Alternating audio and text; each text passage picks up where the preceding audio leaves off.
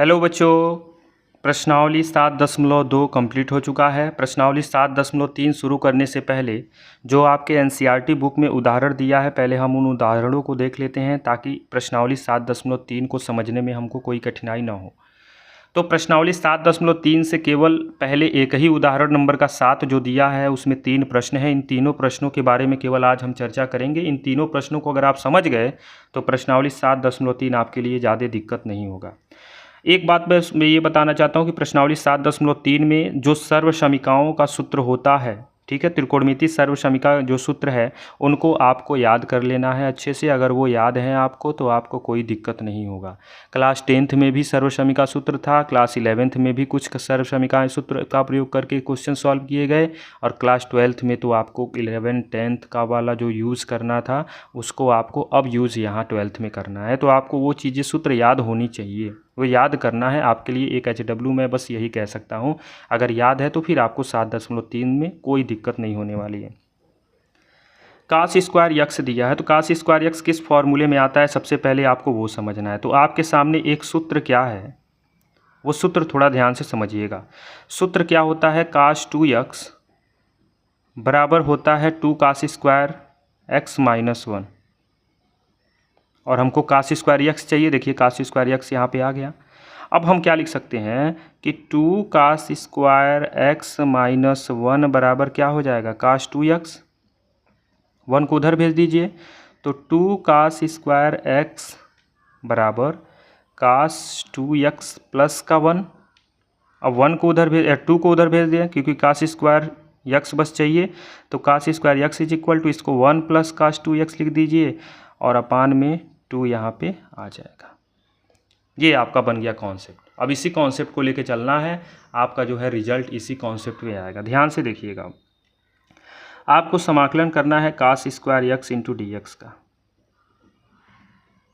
अब कास square x के जगह पे आप क्या लिख सकते हैं, 1 प्लस कास 2x अपान में 2 इंटू का डी एक्स। अब 1/2 आप बाहर कर लीजिए, तो 1 का, और फिर 1/2 आप बाहर कर लीजिए तो कास 2x का, और इंटू का क्या हो जाएगा, dx, क्योंकि 1/2 इसके साथ है और इसके साथ दोनों के साथ रहेगा। अब देखिएगा नीचे 1 का आपको पता है क्या हो जाता है x, और कास 2x का क्या हो जाएगा, साइन 2x। और एक बात ध्यान दीजिएगा, जब भी हम कोई त्रिकोणमितीय अनुपात बदलते हैं x के साथ कोई भी अगर अचर पद गुणांक के रूप में है, जैसे 2 है तो बटे में 2 जरूर लिख दीजिएगा। अगर 3x होता तो 3 हो जाता, 4 होता तो 4, मतलब x के साथ जितना गुणा है बटे में उतना लिख दीजिएगा, और प्लस का क्या लगा देंगे, c लगा देंगे। ये बात ध्यान दीजिएगा। अब आपके पास क्या मिलेगा, x/2 प्लस 1/4 साइन 2x, और प्लस का c लिख देंगे। यही आपका क्या हो गया, आंसर। ये हो गया पहला उदाहरण, 7वें का पहला। अब 7वें का दूसरा देख लेते हैं क्या कहता है। 7वें का दूसरा क्या कह रहा है, ध्यान से देखिएगा। इसमें क्या यूज करेंगे, तो इसमें एक फॉर्मूला होता है।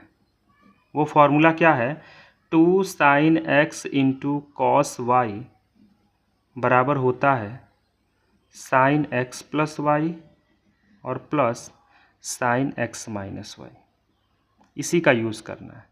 तो यहाँ तो ये है, तो 2 को उधर भेज दीजिए, तो हो जाएगा साइन x कॉस वाई बराबर 1/2 sine x plus y plus sine x minus y. इसी का यूज कर देना है। तो अब देखिएगा समाकलन किसका करना है, sine 2x cos 3x into का dx। अब होगा क्या, ये सर्वसमीका सूत्र आप ये प्रयोग कर रहे हैं कि साइन एक्स कॉस वाई, तो sine x cos y, x के जगह 2x है और y की जगह 3x है, ध्यान दीजिएगा।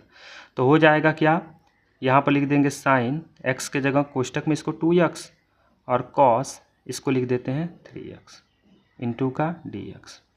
अब देखिएगा क्या हो जाएगा, तो साइन एक्स कॉस क्या होता है, 1/2 साइन x प्लस वाई यानी साइन 2x प्लस 3x, और प्लस क्या होता है, साइन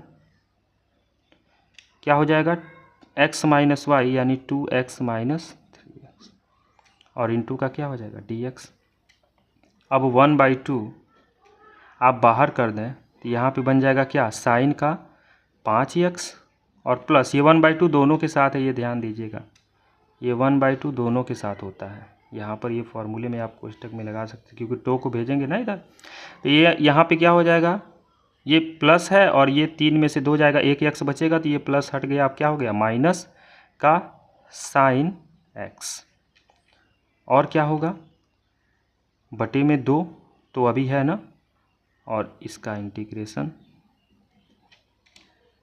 अब यहाँ पे 1/2 आपको हमने बताया था साइन x का क्या हो जाएगा, माइनस का कॉस 5x साइन 5x का, और बटे में x के साथ जितना होगा वो बटे में, माइनस 1/2 बाहर कर दीजिए तो साइन x का हो जाएगा माइनस का कॉस x, और प्लस का क्या लगा देंगे c।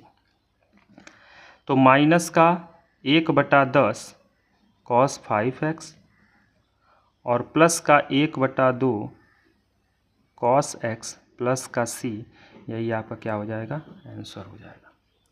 ठीक है, अब एक उदाहरण और बचा है, उस उदाहरण को भी देख लेते हैं। तो आपका प्रश्नावली 7.3 फिर हम कल से शुरू कर देंगे। अब देखिएगा इसको, क्यूब वाला है तो क्यूब वाला आपको सूत्र एक याद होना चाहिए। वो सूत्र क्या कहता है कि साइन क्यूब क्यूब वाला है ना, तो क्यूब वाले फॉर्मूले में साइन 3x यूज कर लीजिए। साइन 3x बराबर होता है 3 sine x minus 4 sine cube x। अब यहाँ पक्षांतर कर देंगे तो 4 साइन क्यूब x बराबर 3 साइन x, इसको उधर ले जाएंगे तो माइनस का साइन 3x, 4 को भेज दीजिए तो साइन क्यूब x बराबर 3/4 sine x minus 1/4 sine 3x।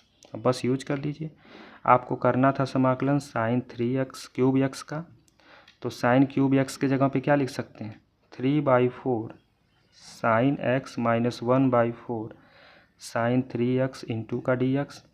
अब बस फटाफट 3/4 को बाहर कर दीजिए तो साइन x इंटू dx।